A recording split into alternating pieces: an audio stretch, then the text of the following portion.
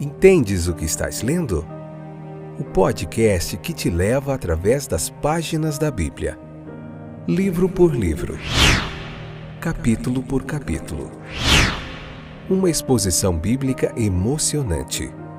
Aperte os cintos e embarque comigo nesta viagem.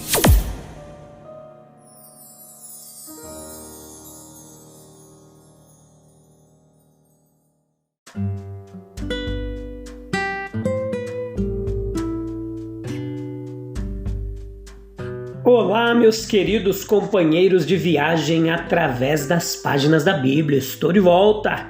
Começou 2023 e ainda estamos aqui. Pela misericórdia de Deus, pela sua bondade, até aqui Ele tem nos ajudado. Eu sou o Fábio, tenho me dedicado há mais de 25 anos ao estudo e ao ensino da Palavra de Deus. E eu estou aqui para ensinar a Bíblia de forma sequencial, capítulo por capítulo, essa forma de pregação expositiva aqui para você. Nós já vimos Êxodo, Gênesis,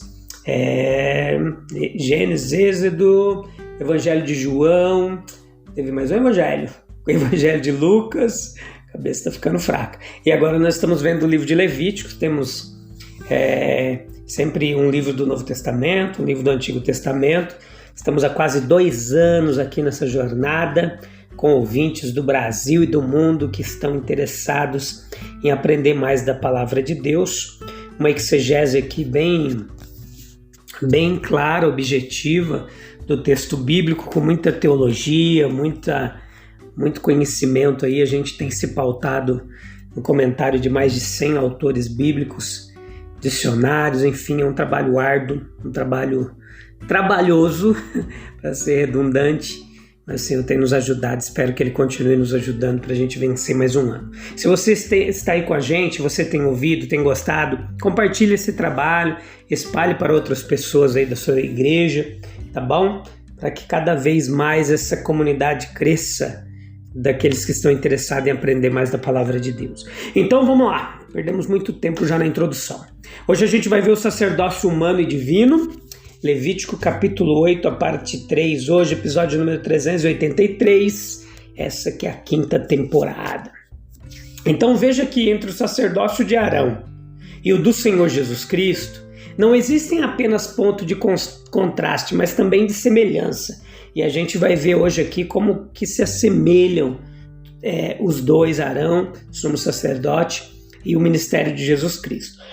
Veja que as vestimentas sagradas com as quais o sacerdote humano se vestia, elas forneciam sugestões marcadas e intencionais dos atributos e da obra do divino. E assim nós somos lembrados pela aparição de Arão, do quê? De sua santidade pessoal. O tecido de todos eles era linho, deve ser entendido como branco. Isso tudo estava associado à ideia de limpeza corporal e, portanto, à retidão da alma. O sumo sacerdote Jesus é aquele que amava a justiça, de quem era verdade que o cetro da justiça era o cetro do seu reino. Versículo 7. O cinto com o qual Arão estava cingido sugeria força, atividade e prontidão para o trabalho designado. A expressão cingir os lombos era estar preparado para uma ação imediata e eficaz. Cristo é aquele que está sempre pronto e poderoso para salvar, preparado no momento exato, para estender seu braço de poder e nos redimir com a força salvadora de sua mão direita. O caráter representante de Arão no peitoral do éfode, versículo 8. Ali estavam os nomes das 12 tribos de Israel. Com estes em sua pessoa, ele apareceu diante de Deus no lugar santo, evidentemente representando-os e aparecendo em seu nome. O nosso divino Redentor, assumindo a nossa natureza humana, sofreu e morreu em nosso lugar. E agora ele aparece na presença de Deus como nosso intermediador, nosso intercessor. O Urim e o Tumim, versículo 8, que significavam ambos luzes e perfeição, e eles foram os meios pelos quais Arão recebeu inspiração de Jeová. O nosso Senhor era aquele em quem habita corporalmente toda a plenitude divina, toda a plenitude da divindade, particularmente a sabedoria divina. Ele não apenas tem, mas é a verdade, ele é a sabedoria de Deus, aquele que no exercício da sabedoria absoluta conhece a mente do Pai e sabe o que há no homem também. Ele colocou a mitra sobre a cabeça, versículo 9. O sumo sacerdote de Israel tinha um toque de realeza.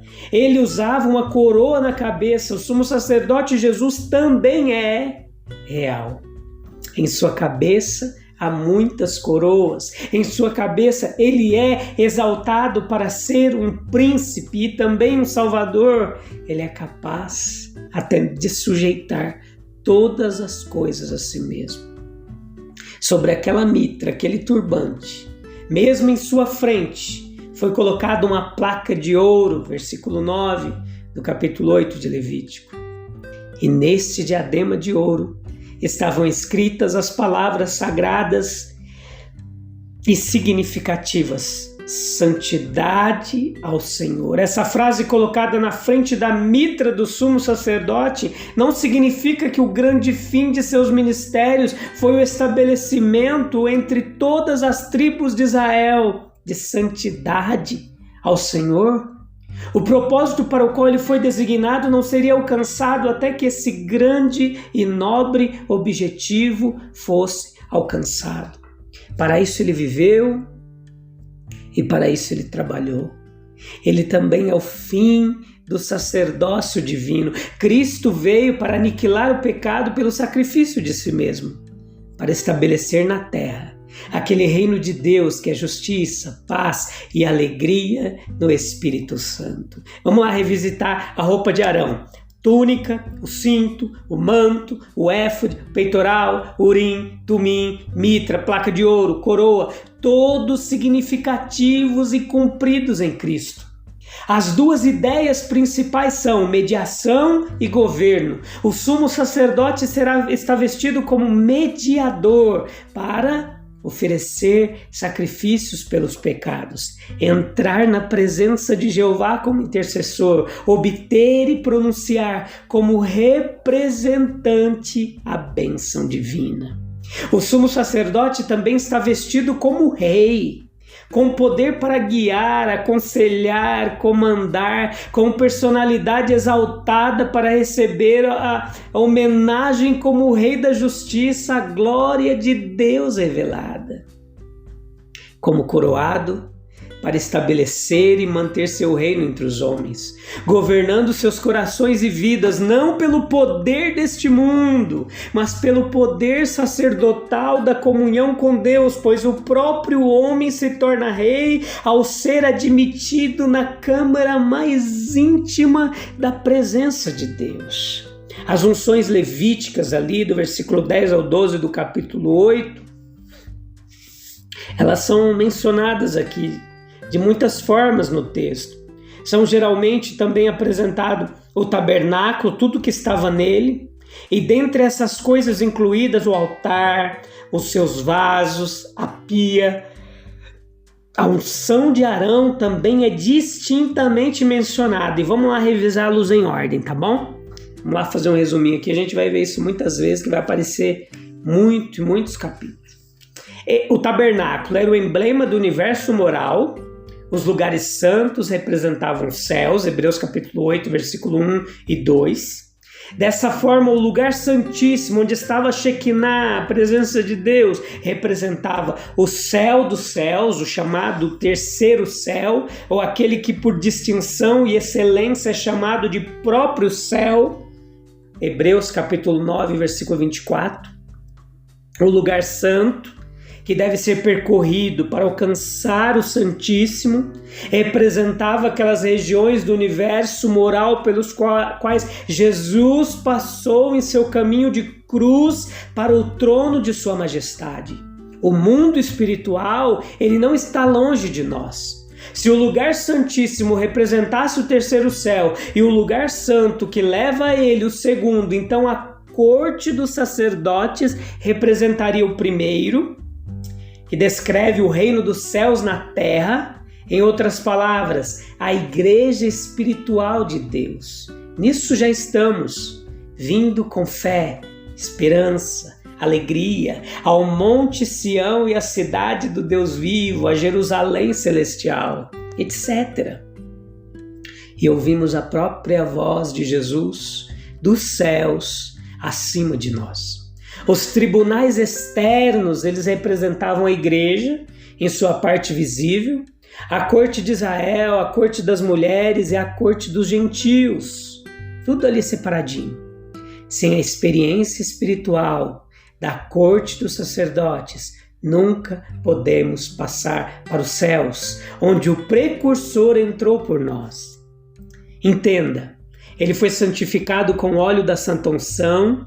Esse óleo representava o Espírito Santo em seus dons e graças.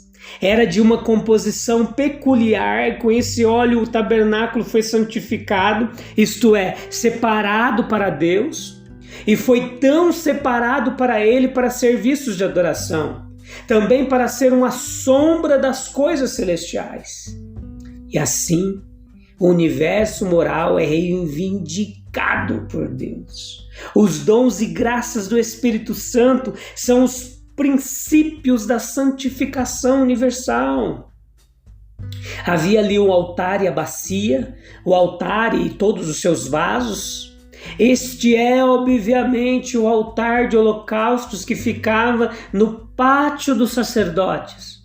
Os vasos eram aqueles para receber o sangue dos sacrifícios e todos os utensílios usados em conexão com o serviço do altar. E tudo isto, absolutamente tudo, tipificou o Calvário, o altar sobre o qual o grande sacrifício do Evangelho foi oferecido. E tomada em sentido mais amplo, em coerência com a magnificência da figura em que o tabernáculo representa o grande universo de Deus. Essa terra foi o altar sobre o qual nosso Senhor foi oferecido. O altar foi aspergido com óleo para santificá-lo, e a terra é assim marcada como destinada a ser santificada para Deus e santificada também pelos dons e graças do Espírito Santo. Foi aspergido 7 vezes para mostrar a perfeição dessa santificação, e não é este o fardo da esperança profética, meus queridos? A gente encontra referência a isso em Salmos capítulo 37, versículo 10, versículo 11, versículo 34, do livro do profeta Isaías, capítulo 11, versículo 6 ao 9. Enfim, a pia, que também estava localizada no pátio dos sacerdotes, e nela se lavava as mãos, os pés, e também as partes dos sacrifícios que exigiam a lavagem segundo a lei. A unção disso era para santificá-lo ou separá-lo para Deus. Foi separado para ele para fins do serviço cerimonial. Também foi separado para representar a lavagem da regeneração sob o Evangelho ou a renovação do Espírito Santo de Deus. Aqueles que são batizados espiritualmente em Cristo são ungidos com os dons e graças de seu Espírito Santo. O óleo derramado sobre a cabeça de Arão, esta unção foi abundante, foi derramada. Veja lá Salmo 133, 2. Ele foi assim separado para realizar o serviço de Deus no tabernáculo. Ele também foi separado para tipificar o grande sacerdote, o grande sumo sacerdote do Evangelho. E nós vimos que, assim como Arão ele foi lavado com água, Jesus também foi lavado ou batizado no Jordão. Mas o batismo de Jesus não foi tão verdadeiramente conferido por João como o que veio do céu sobre ele. O segundo ato na consagração de Cristo parece ter ocorrido lá no Monte da Transfiguração, pois lá ele tinha o óleo que faz o rosto brilhar e foi ungido com óleo de alegria acima de seus companheiros, Salmo 45:7, esse salmo profético. Esse brilho deslumbrante do Espírito Santo era tão abundante que fluía não apenas dos poros de sua pele, mas também iluminava todas as suas vestes. Como no Jordão, a voz do Pai foi ouvida da excelente glória aprovando. Assim Moisés também ouviu a mesma voz. Aquele que recebeu o Espírito não por medida é enfaticamente o Messias, ungido. A verdadeira unção do Espírito distingue entre o próprio rito e seu cumprimento. O homem unge com óleo, Deus com Espírito. Uma responsabilidade especial dos que estão no cargo pela posse do poder espiritual.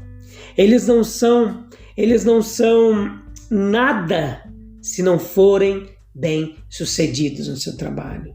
Por seus frutos as árvores serão conhecidas. Deus será questionado por conceder sua graça. A unção por seu mandamento foi uma renovação de sua promessa de conceder seus dons quando solicitados. Ali houve uma cerimônia de aliança que representou uma vida de aliança.